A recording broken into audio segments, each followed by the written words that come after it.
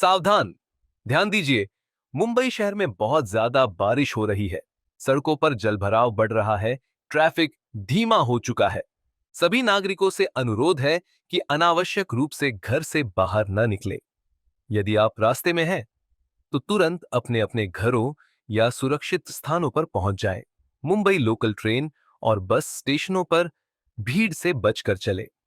बच्चों और बुजुर्गों का विशेष ध्यान रखें। कृपया अफवाहों पर ध्यान न दें और केवल सरकारी सूचनाओं पर भरोसा करें।